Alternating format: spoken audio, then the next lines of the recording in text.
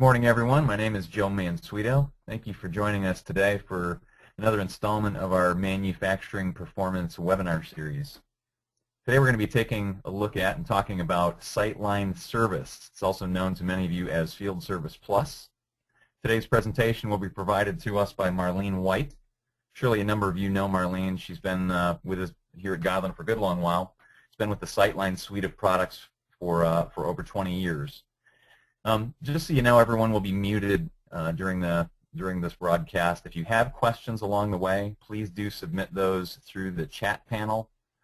Your little GoToMeeting panel there has a little chat feature. Just type it right there and send it to us. We'll read those off at the end and then have Marlene respond to those.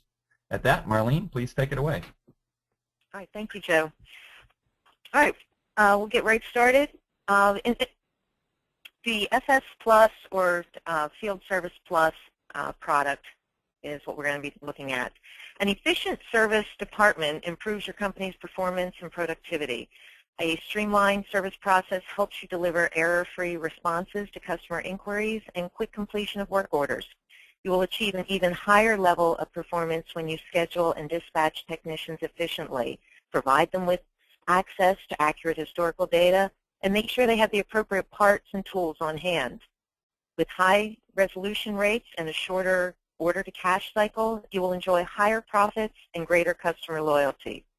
With exceptional flexibility and ease of use, SyteLine Service is the ideal solution for companies that utilize work orders in any capacity within their business or want to manage extended warranties and sell contracts.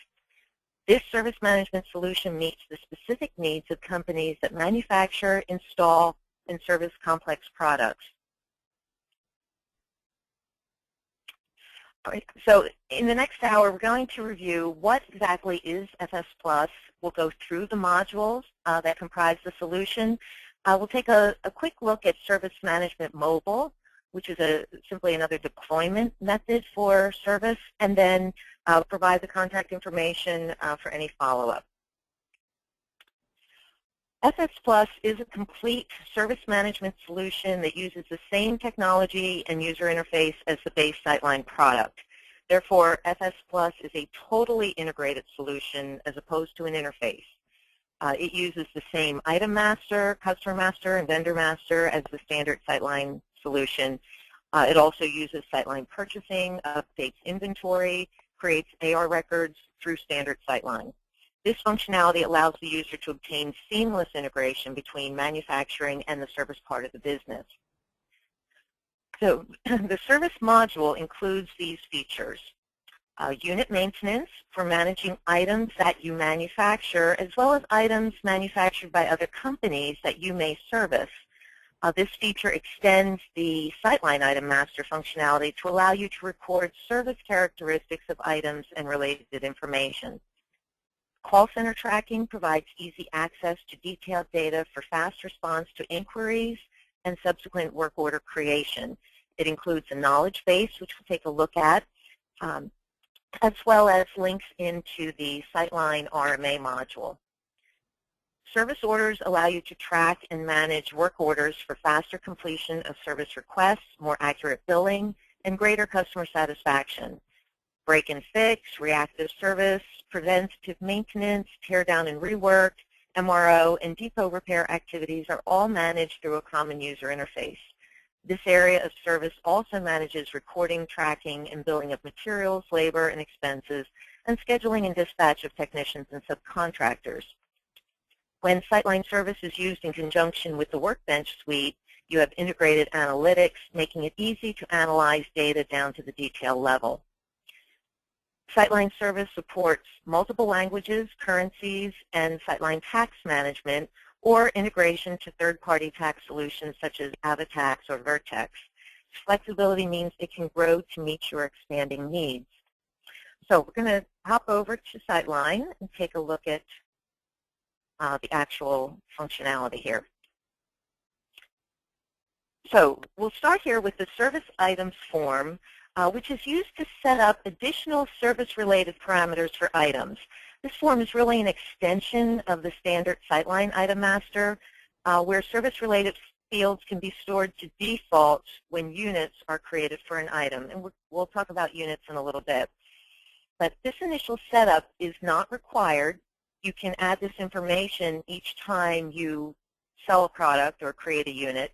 But if you sell repeat items, you can save a lot of time in the setup of units with utilizing default values here. So the type of information you can maintain includes the frequency for calibrations, inspections, preventative maintenance, as you can see here. The warranty tab displays and maintains all warranties attached to an item. During the creation of a unit configuration for an item, all warranties for the parent item as well as each subassembly and component item would be copied from the defaults here onto the configuration. Warranties could be provided by you as the vendor, or they may be warranties that you are tracking on behalf of the vendor you purchased the component from. Certifications and skills are matched with partners form. When we get into scheduling, we'll see where this comes into play, but they define the necessary qualifications to work on a service order or incident involving a particular item. If you sell service contracts, defaults can be maintained for the values for contract lines for the individual items. The maintenance tab here is used to display and maintain planned maintenance schedules. So you can have one or multiple schedules set up with the same or different frequencies. Each schedule will have a specific service order type associated with it, which potentially could include planned operations or tasks, materials, consumables, and tooling. And then contract surcharges allow the user to view and maintain additional charges which may be related to delivery and pickup of a unit. So the service items maintain defaults related to the item master. A unit is a specific serialized instance of a service item. If we manufacture a bicycle called a BK27000, we may actually have 100 of these in the field, and they're referred to as units. Each has an identifier, such as a serial number, and we track the history of the unit by the unit number. So here's the SyteLine item number. This is a serial number or some other type of identifier for that particular instance of the unit. So all the default values we previously saw in the service items carries over to the individual unit. So you see, much the same information here, the maintenance schedules, the frequency of maintenance, as you saw in the service items form. Additionally, at the unit level, we're going to maintain the actual service history, call center history, and owner history. You may have the type of product that could be sold from one consumer to another, such as a boat. And in that case, we'll track transfer information when it is provided. Or you may have sold it to a dealer or a distributor, and they sold it to another company. So if we go through these tabs, from the maintenance tab, if you have planned maintenance set up, work orders will automatically be generated periodically based on the frequency in days or meter readings. The service history shows a listing of past service orders with a brief summary of each. As with other areas of SyteLine, when you're looking at service history or incidents, you can right-click on a record and drill into the details of the work order or that call log. The service module has capability for rentals, so you can identify individual units as available for rent and track them by customer contract as to where they are at any point in time. In the service center, in the field, out on rental, in for repair. At the item warehouse level, then, you're also able to maintain individual units so you know what your rental pool looks like when you have a request for a rental. Some units are maintained based on a meter reading of some type, so this information is tracked here to facilitate service for those types of units. All right, key to the unit is the unit configuration. Now this originates from the as-built bill of material from SyteLine jobs. The entire bill structure is copied from job orders automatically through all levels of the bill of material. Subassemblies and components can include lot and serial numbers as applicable. And if these are also set up with warranties, that information is presented in the warranty grid accompanying the item. So here, when we're looking at our top-level item, this happens to have a 1-year warranty. We can see it was installed several years ago, so it's out of warranty at this point. If we scroll down and look at some of the components, here's a subassembly for a frame that is also out of warranty. It had a different warranty code, perhaps a 2-year warranty. If this was serialized, we would see that information here as well. And this particular assembly has yet again a different type of warranty, but this is actually still active. So, if this was a manufacturer's warranty, we would be able to, process that through in a return and deal with the vendor of that particular part. You can initially create configurations in several ways. So upon shipment of a serialized item, there's an auto-build process that uses the job bill of materials to create the unique configuration for that serialized item. You can also use a utility to create configurations based on a job number or a serial number. You might want to do this if you build units that are not being shipped immediately upon completion, such as for a rental, or if they're simply stock inventory.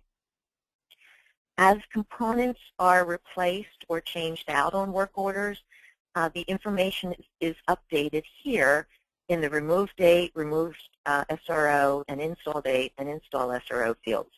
When changes are made to the configuration, the system manages the dates of the changes so you can look at the configuration as of any date in the past.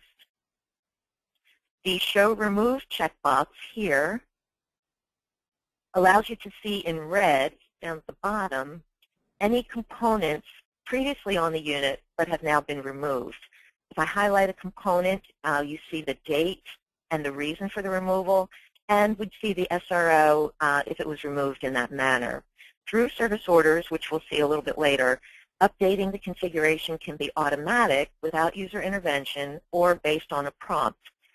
The update can create a separate branch of the configuration tree if you prefer to identify those transactions more easily, kind of how we did down here. But you can see at the bottom here, so on such and such a date, we removed this particular piece, we replaced it, on the same date with that. Notice we may have a revision on this. So everything is viewable through the configuration. So the unit configuration is really an invaluable to a technician who's servicing the product to assist in warranty administration. And the last point I will make on here is we can generate these automatically from production, but you also have the ability to come in here and simply add and delete sections of this as you choose. And you may need to do this if you're going to be servicing a competitor's product because you would not have had access to the as-built bill of material. So moving on, we'll talk about the call center. Once units are in place, you may receive calls about your products. The call center features are designed to help you with improving first call resolution rates and customer satisfaction. You can record phone calls, log issues, dispatch service technicians, resolve issues, and build a searchable database of information to assist with future recurring issues. You may also use this as an initial point of contact for product inquiries, requesting documentation, or collecting feedback. In the call center, an incident is created by a service support representative. Customer contact, item, serial number if known, and description of the request or problem can be recorded. So you have a main description up here, down here, additional notes, and then reasons for the problem. So using the reason codes, the support rep can classify the type of issue for problem resolution and future analysis. So, with these being discrete values, you could start maintaining records of how many times did you have calls related to a particular reason. we can start with a general reason, and then each of those general reasons can be narrowed down to more specific reasons that are related only to that. We'll have the same with the ultimate resolution, and then be able to match reasons.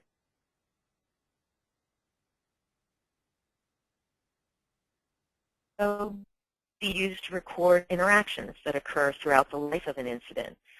Events might include things like phone calls, emails, faxes, dispatching a service tech, creating a service order. There are also event activities to give the event owner a checklist of tasks needing to be performed for a particular event code. Incidents may be escalated based on priority codes for the customer or the type of call. With SyteLine's event system, automatic emails may be generated to one or multiple recipients to alert or deal with an issue. Rules could be set up to trigger an escalation based on the current date and time, resulting in a follow-up message, a late message, warning messages. Rules can also be based on department owner status of the call, the item in question, or the support representative assigned to the incident. Incidents may also precede a SyteLine RMA. The service support rep takes the request, documents details about it, and then cross-references the incident to an RMA, which is then processed through the RMA module of SyteLine. So this gives you, a little more control, a little more capability to capture information, assign activities related to the RMA that you would not have just in the core SyteLine RMA module. To help in the resolution of a call, a support rep may use the knowledge base. This is a repository of information that can be used in troubleshooting, problem solving, self-training, or a reference library of lessons learned, best practices, and how-tos. So I utilize the search by putting in a keyword or keywords and return back hits that are related to that particular keyword. Each of these can then be viewed with the button here to see if they're providing the type of answers or suggestions that might solve the problem for the customer on the phone. An unlimited number of documents may be attached to an entry. So, these are simply added here by clicking the Add button, and they're really links to where these documents are stored, somewhere out on the server.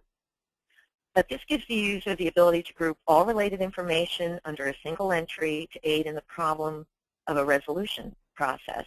And then, let me close this. As incidents are resolved, they can simply be added to the knowledge base as new reference points. So simply by hitting the Create here, all the description, any notes, any reasons that I had indicated relative to this incident will now transfer over to the knowledge base and create a new record.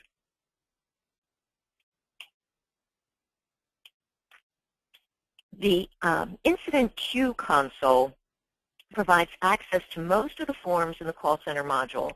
So this form, as you can see here, it lists all the open incidents for a particular partner or department, and then can be used to add, update, or delete incidents. So I can create a new incident right from here. From this screen, the user can also assign an owner, view notes relative to one of these incidents that I might be looking at here. So I scroll through, see reason and resolution codes, and then any events that are related to that.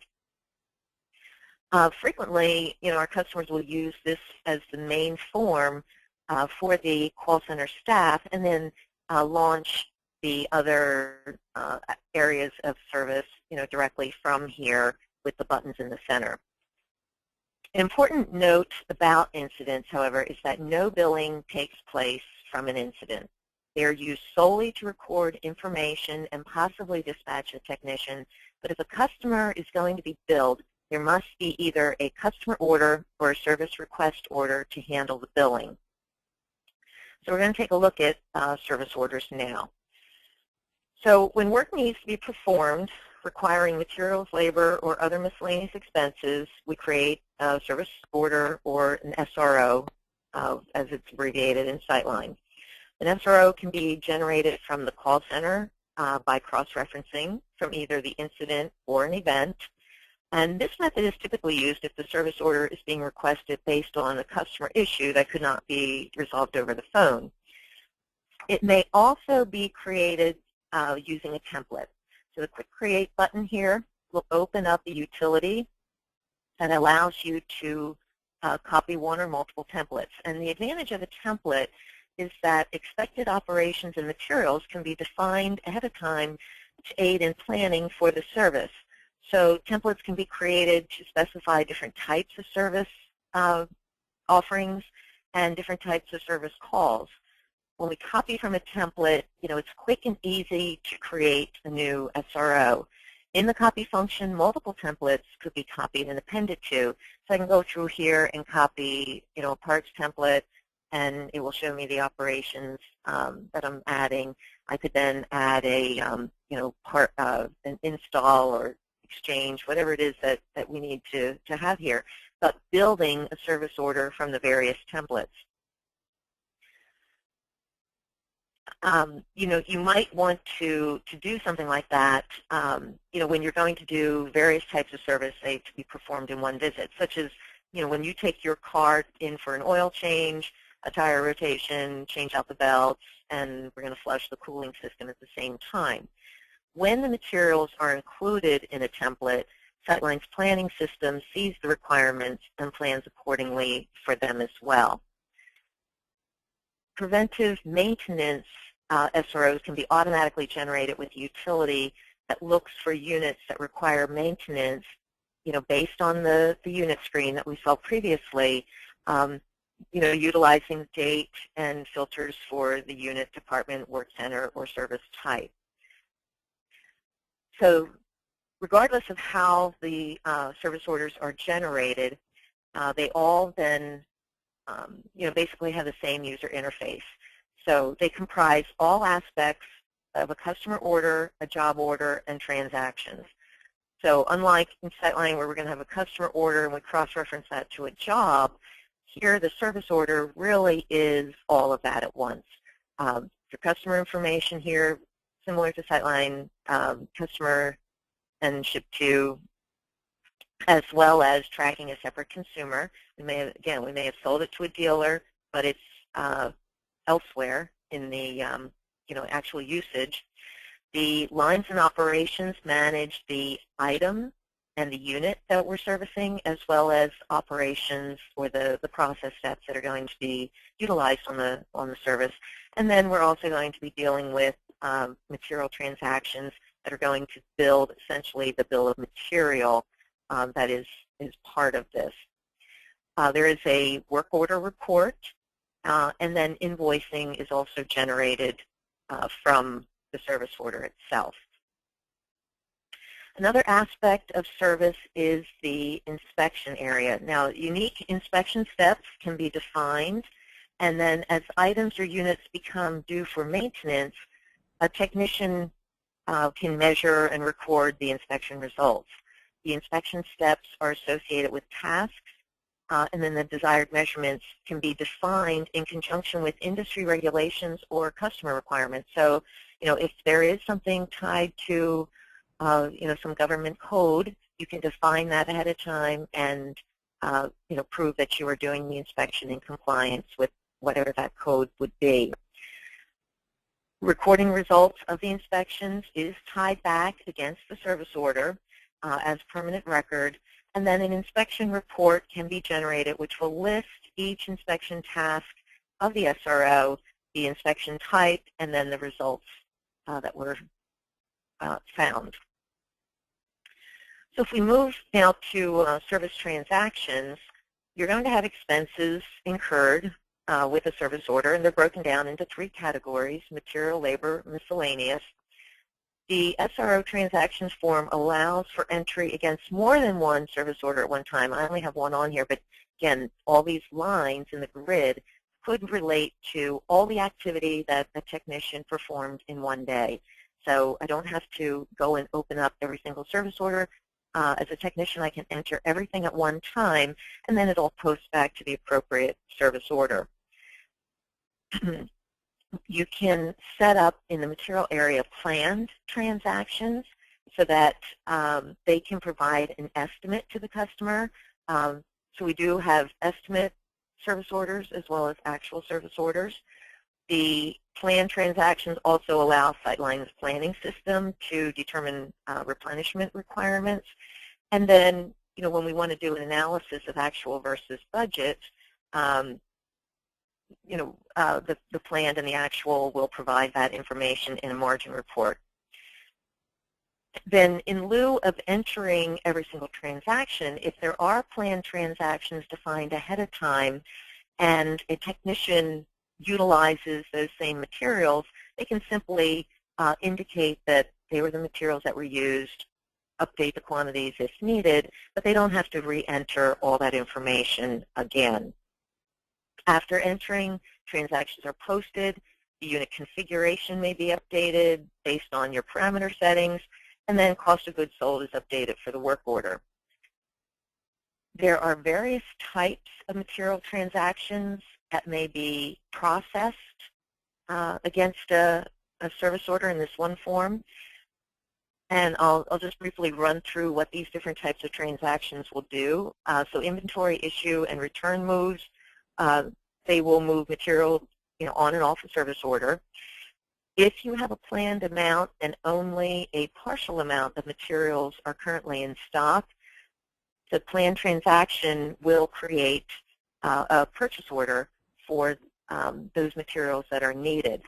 And then when the PO is received, it's issued directly to the SRO. An exchange type of transaction of shipment is typically used when a manufacturer is sending out a part and waiting on a part to be returned from the customer. When the customer returns the part, a planned transaction is posted and becomes an exchange transaction. Customer shipment and customer return are used to show movement of material to and from a customer independent of a technician delivering it. So it may be shipped in advance of a technician's arrival, or the customer is going to manage the material themselves. And then loaners are similar to an exchange transaction, except both the shipped and returned material belong to the manufacturer. Perhaps the customer is getting a loaner in advance of a purchase.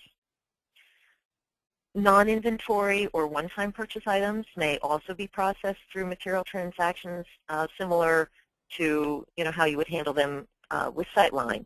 In that case, we're going to cross-reference them to a purchase order and receive and issue it back against the service order. Incidentally, the service order or the service module does not have a separate purchase order module. It is all part of SyteLine purchasing. The purchase orders for service may be generated from demand displayed on the materials planner's workbench, just like other SyteLine materials. They could be cross-referenced, as we said here, in the SRO transactions form, or again manually generated for a service order. Over in the service order itself, there is an awaiting parts checkbox that is updated when a planned material is cross-referenced to a purchase order. This is also reflected on the scheduling board, which we'll see shortly, for when a scheduler is assigning work to be dispatched. Again, upon receipt of the PO, this checkbox is cleared. So anybody planning this or working on this service order always has visibility to whether we really have all the parts that we need for that. If we come over here to the labor tab now, service labor is recorded on this form as well. Work codes are the key to this and are used to classify different types of labor performed on the work order, but they are also used to determine the price that is charged to the customer. So, pricing can be based on the type of work that is being done, as well as on the technician who's performing the work, or just on the service order type in general. Miscellaneous transactions are used to classify expenses such as mileage, meals, and lodging. So again, you would set up different codes for them, and then they also can have different billing rates and payment types. So this could be paid on a company Visa card, could be paid by cash, and then you can also run this through an expense reconciliation function that will allow you to reimburse the technician for any charges that they have paid for.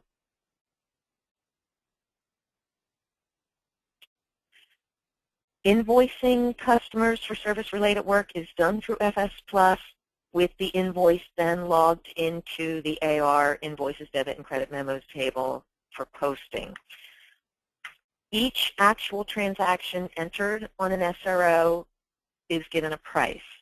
The price defaults depending on whether the work is under a service contract, warranty, at cost, or a list price to the customer.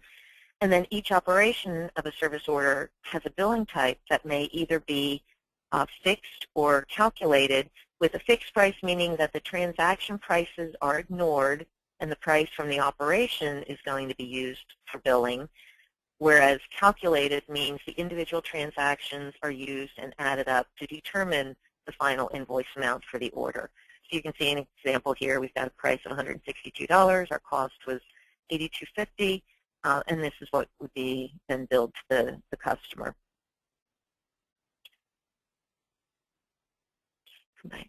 All right, so from the service order, service dispatch and scheduling can be done at multiple levels of activity.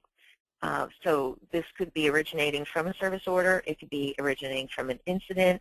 It could be originating from a service order line or an order operation. Dispatching is designed to handle scenarios where the task is assigned to the partner here on the order using the next available time slot, but we can also come in and compare skills and capabilities for a partner to be able to work on a particular function. Down here, once we select a partner to be assigned to this particular work order, this is all tied into the email system to be able to automatically email them and alert them of a new assignment, as well as any notes that are coming in from the service order. Scheduling, on the other hand, is designed for scenarios where a scheduler wants to view all the partner schedules and place appointments for new tasks manually into an available slot. Scheduling usually involves keeping this form open at all times and then dragging and dropping appointments from the task to be scheduled grid at the bottom here. Again, these can all be moved around, reassigned to various technicians. I can right-click here to see a number of different things. I can drill into the service order, add material, add labor, view appointments, assign it, send an email about it. You can also hover over the appointments and see various types of information related to the appointment. And the little hand here is that awaiting parts message that we saw before, indicating that we have some missing parts on this particular order, so we may not want to actually send that out at this time. In the schedule board, various profiles can be set up. We can view it in different time frames. I'm looking at a daily view by service technician. We might change this to a month view and be able to get an idea of what our load is in various days. If we come over to task selection, we can determine exactly what we want to be scheduling. And then we might also come into partner selection and be able to filter out various types of partners based on the certifications, the skills, and or geographic areas that we have some work to be assigned to. Once we use this filter and say apply filters to the partner list and apply to display, then the information that shows up here as jobs to be scheduled will be dependent on that criteria that we set. And then let's just go back to our our partner view here and get the week with some work. And then, again, we can simply drag a job into a new slot and send the email and provide all that information back to the technician.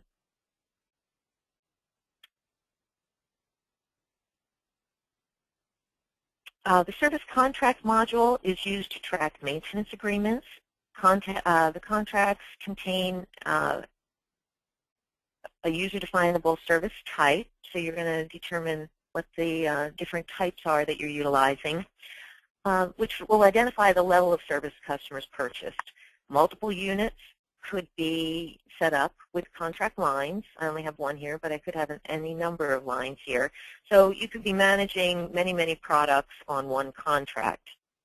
The price of the contract can be set using, again, a fixed amount or calculated amount based on all the different units that are on here. Contracts can be billed at different intervals. You can see the listing here. And then there's a contract to be invoiced report that displays all contracts up for renewal at any point in time. Again, the invoices here go over to SyteLine AR to be posted through the system there. Your contract items can have various entitlements. Click on that.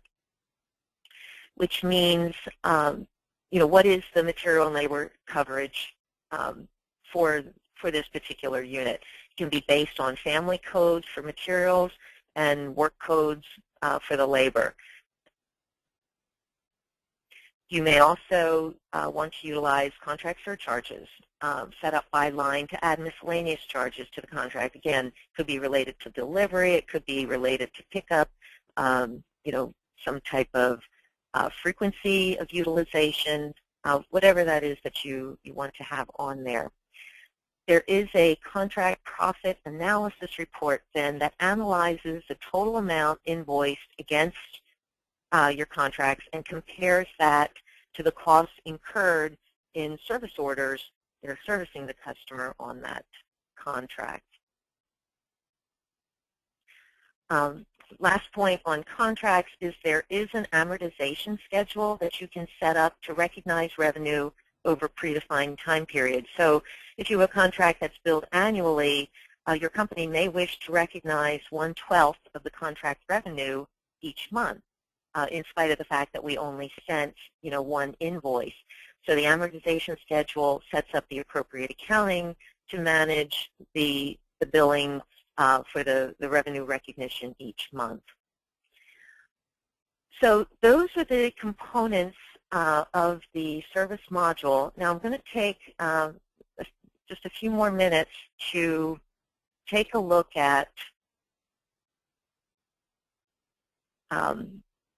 Service Management Mobile. Now this is going to look a little funny because this is really designed to be used on a small device, handheld device, a laptop, a tablet, but the Service Management Mobile, it's a separate license. The FS Plus has licensing for users that are going to be utilizing that interface. This is just a different interface. So if you have people out in the field and you want to give them easy access to all the activities that they would need to see and the transactions that they would need to perform, they could utilize this type of license. But everything that we can do, for the most part, in FS Plus, we can access through the mobile deployment. So, the purpose of this is really to be, as a delivery method, bridging the gap between the field and the back office to improve your operating efficiencies and provide more real-time updates back and forth through, through the mobile capabilities. So this can be utilized by technicians either connected directly to SyteLine or to FS Plus, or they can operate it disconnected and synchronize periodically for the data. We see this a lot with let's say technicians that have to go out into a hospital environment or some other very secure environment where they're not able to use Wi-Fi or any type of connection to the outside world. So in that case, they're going to download data to their mobile device and then synchronize at a later time. So the mobile devices must operate on Windows-based devices, including smartphones, notebooks, tablet computers, and ruggedized devices are supported. But in this, if you look at the different topics here, your field technicians can easily access their customers, incidents, units, and service orders. So I could click on any one of these areas, or I could simply click on My Work and see everything that is set up for me. Now, again, depending on the size of my device, I may or may not be able to see all this at one time. But as you look through here, I can see the list of incidents that are assigned to me. I can see my service orders. If a schedule has been sent to me, I can see that as well. Notice the tabs up here. Let's say we're working on a service order. I can clock on to the service order. The system will automatically keep track of the time that I am utilizing it, and then that I'm actually on that activity, and then I'm going to clock off. So it's going to capture that time for me without me having to worry about recording the hours. You can also electronically capture a signature. Now, you have to, have the appropriate device that could capture that. But if, the UPS guys come in with their devices and you sign with the little pen, we're capturing that signature as a JPEG that is then going to be stored against the service order. You might also have a list of inspections that have to be performed. Notice that we can come in here and record the transactions, the material, the labor, miscellaneous charges that we are utilizing here. Again, seeing the plans, seeing the actual, all the things that we saw back there over in SyteLine. There is spell check tied into this, so if a technician is in here recording notes, you can turn on spell check to help the back office not have to proofread so much. And then with a wireless connection, a technician could access real-time information, such as inventory availability, or put in a request for a purchase order from the field here, and then submit it back to SyteLine. But the technicians take with them to the job site only the information they need, and then they synchronize, when they have a wireless connection available. You can also set this up equipped with GPS to transmit the coordinates of technicians back, to the back office. This information could be useful to a scheduling manager who's, trying to track where a partner's last known location is to be able to optimize routes and, new work that comes in. Any of the forms that are on here can be modified and new forms created using, tool set, just like you would be utilizing with SyteLine. It also does recognize SyteLine's UETs, so if any of your forms have user-defined fields set up through UETs, they would be available here. So to conclude this, really the benefits of FS Plus for your service business are many. FS Plus is designed to work with a number of different service industries. You can give your call center easy access to detailed data for fast response to inquiries and work order creation. You can track and manage work orders for faster completion of service requests, more accurate billing, and greater customer satisfaction. The service module can be configured to track time and attendance of internal and subcontracted resources, plus allows for company-paid or employee-paid purchases to be reviewed and run through an approval process and SyteLine's AP.